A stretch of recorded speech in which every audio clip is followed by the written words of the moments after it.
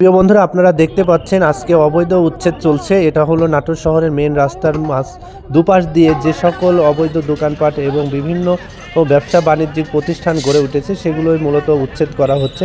এখানে জেলা পর্যায়ের সকল শ্রেণীর মানুষ তারা কিন্তু উপস্থিত থেকে তারা এই অভিযানটি চালিয়ে যাচ্ছেন এবং আপনারা দেখতেই পাচ্ছেন তারা কিন্তু খুব কঠোরভাবে এই অবৈধ উচ্ছেদ দমনের কাজে তারা নিয়োজিত আছেন। তো এখানে বিভিন্ন চ্যানেলের সাংবাদিক এবং বিভিন্ন পর্যায়ের মানুষ তারা কিন্তু আছে, এই যে আপনারা দেখতেই পাচ্ছেন। এছাড়া এখানে ভেহিকল রাখা হয়েছে যার মাধ্যমে সব কিছু একদম গুড়িয়ে দেওয়া হচ্ছে, যাতে কোনো কিছু অবৈধভাবে রাস্তার দুপাশে না থাকতে পারে, সেজন্য তারা কাজ চালিয়ে যাচ্ছে।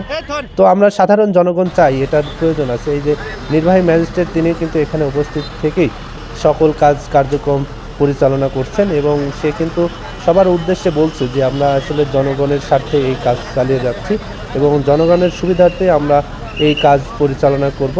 তো আসলে আমাদের সকলের প্রয়োজন যে সুন্দর সুস্থ একটি শহর আমরা দেখতে চাই। অবশ্যই সবাই শেয়ার করে অন্যকে দেখা